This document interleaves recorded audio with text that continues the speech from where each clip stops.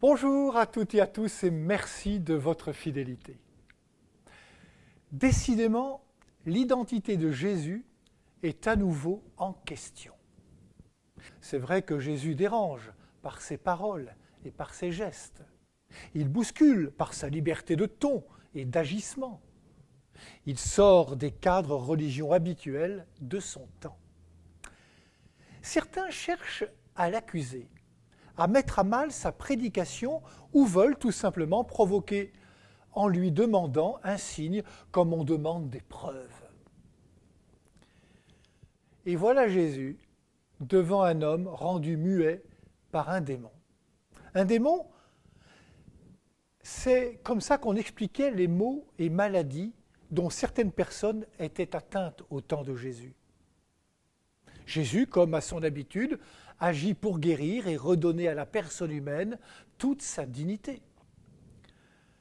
La foule, comme bien souvent, admire, tandis que d'autres se mettent à douter et à critiquer. C'est par Belzéboul, le chef des démons, qu'il expulse les démons.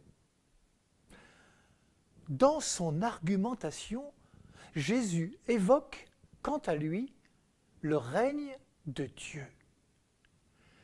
Si c'est par le doigt de Dieu que j'expulse les démons, c'est donc que le règne de Dieu est venu jusqu'à vous.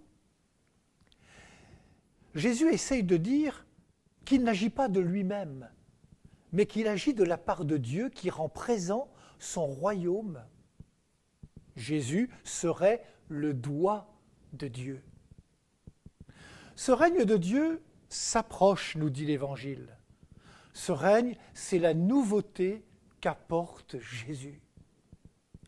Et c'est en nous attachant à lui, en devenant son disciple, que nous nous ouvrirons à la présence de ce règne de Dieu qui s'accomplit à travers les paroles et les gestes de Jésus. Ce que Jésus donne à voir et à entendre quand il accueille les pécheurs, guérit les malades, nourrit les affamés, c'est la présence ici et maintenant du règne de Dieu, la réalisation de la promesse, de l'alliance, du projet de Dieu. Jésus signifie qu'il est l'envoyé de Dieu même, vainqueur de toutes les puissances mauvaises qui habitent notre humanité. C'est la puissance de Dieu qui s'exprime par Jésus. Il n'y a pas d'autre signe à attendre que Jésus-Christ. Celui qui n'est pas avec moi est contre moi, celui qui ne rassemble pas avec moi disperse. Ce qui manque aux détracteurs de Jésus, c'est la conversion du cœur. De quel côté, frères et sœurs, nous plaçons-nous ?